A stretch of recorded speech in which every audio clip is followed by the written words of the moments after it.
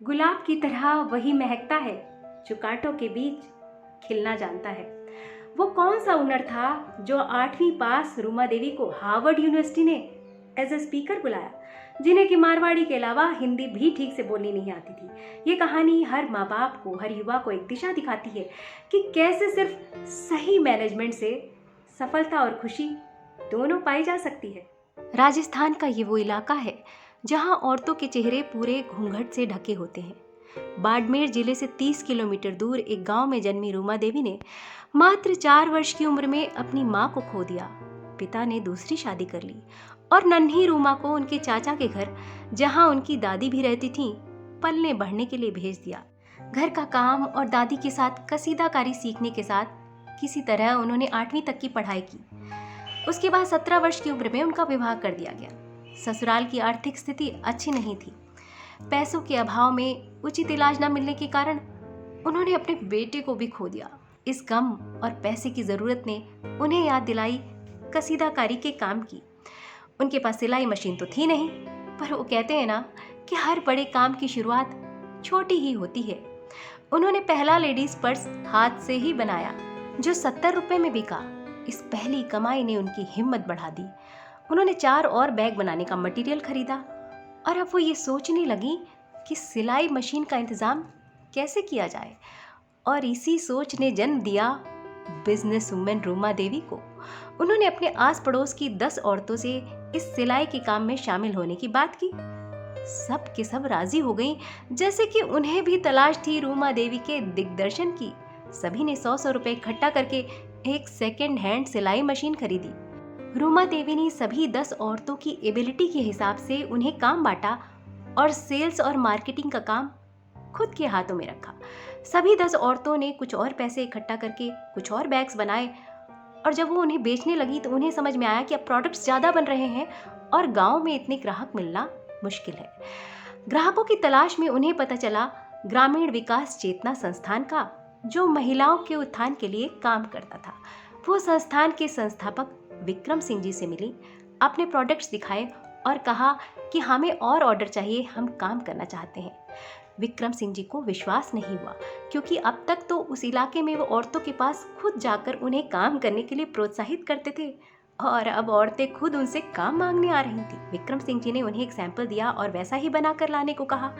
जब रूमा देवी बनाकर ले गई तो उन्हें बहुत पसंद आया और 3 दिन के काम का ऑर्डर उन्होंने रूमा देवी और उनके ग्रुप को दिया। 3 दिन का काम चंद घंटों में पूरा करके अगले दिन सुबह 10 बजे वो पूरा ऑर्डर लेकर विक्रम सिंह जी के पास पहुंच गई। विक्रम सिंह जी बोले, अरे वापस करने आए हैं क्या आप लोग? लग रहा था मुझे आप लोग नहीं कर पाएंगे। रूमा देवी ने कहा, हमें इस काम की इतनी खुशी थी कि हम 10 बहनों ने रात भर जाग कर काम किया है।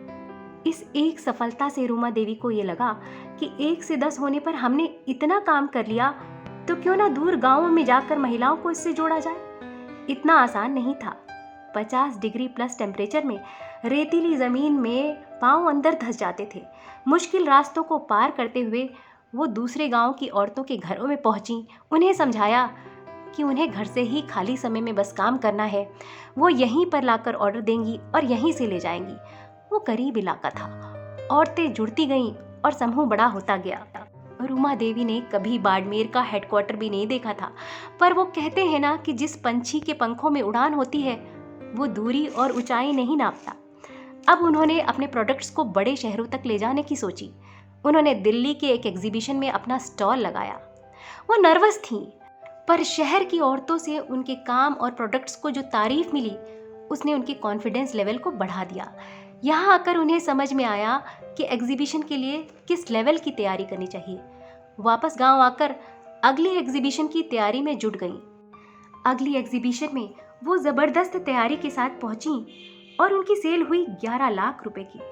इसके बाद उनके मन में ख्याल आया कि अपने प्रोडक्ट्स को और पॉपुलर बनाने के लिए, इसे बड़े लोगों तक पहुंचाने के लिए फैशन शो करना चाहिए। इस तलाश में उन्हें पता चला राजस्थान हेरिटेज वीक का। वो उनके ऑर्गेनाइजर्स के पास पहुंची। ऑर्गेनाइजर्स ने जब रूमा देवी को ऊपर से नीचे तक देखा तो कहा, यहाँ तो बड़े बड़े डिजाइनर्स आते हैं, आप यहाँ क्या करेंगी? रूमा देवी ने अपने प्रोडक्ट्स दिखाए और कहा हम बहुत दिल से काम करेंगे, बहुत अच्छा करेंगे। उनके प्रोडक्ट्स ऑर्गेनाइजर्स को पसंद आए और उन्होंने रूमा देवी को इजाज़त दे दी। इस शो के लिए जब उन्होंने कुछ एनजीओ से मदद मांगी तो एनजीओज ने साफ कह दिया, आप कारीगर हैं, आप डिजाइनिंग नहीं कर सकते हैं, ये आपके लेवल का काम नहीं है। फिर क्या था, रूमा देवी ने खुद ही नेट का सहारा लेकर डिजाइनिंग की, कलर थीम तैयार की। जब उनके प्रोडक्ट्स पहनकर मॉडल्स रैंप पर उतरे तो सारे बड़े डिजाइनर्स और ऑडियंस खड़े होकर तालियां बजा रहे थे। वो डिजाइनर्स रूमा देवी से बोले, हमने आज तक एप्लिक वर्क में इतने सुंदर डिजाइन्स नहीं देखे। फिर क्या, अब वो बड़े डिजाइनर्स रूमा देवी के पास बाड़मेर पहुंचे। डिजाइनिंग उन्होंने की, बनाया रूमा देवी और उनकी टीम ने। और इस बार रूमा देवी के प्रोडक्ट्स का सोलो फैशन शो हुआ और इसके बाद तो रूमा देवी ने पीछे मुड़कर कभी नहीं देखा। ऑल ओवर इंडिया, देश विदेश में उनके फैशन शो होते रहते। 22,000 महिलाओं की इस टीम को संभालने वाली Ruma Devi designer of the year का अवार्ड जीत चुकी हैं। डिस्ट्रिक्ट लेवल, स्टेट लेवल के कई अवार्ड्स के साथ प्रेसिडेंट के हाथों नारी शक्ति अवार्ड जीत चुकी हैं। उनकी खुशी का ठिकाना उस समय नहीं रहा जब हार्वर्ड यूनिवर्सिटी से उनके पास मेल आया। वो उन्हें एज अ स्पीकर यूनिवर्सिटी के एनुअल फंक्शन में बुलाना चाहते थे। वो वहाँ गईं, उन्होंने अपनी कला के बारे में वहाँ बताया और उसका डेमोन्स्ट्रेशन भी दिया। जब दिल में कुछ कर दिखाने की चाहत होती है ना, तो ना भाषा की अज्ञानता आड़े आती है और ना ही शिक्षा की कमी व्यवधान बनती है। दिल में कुछ कर दिखाने की चाहत हो तो करके ज़रूर देखना चाहिए।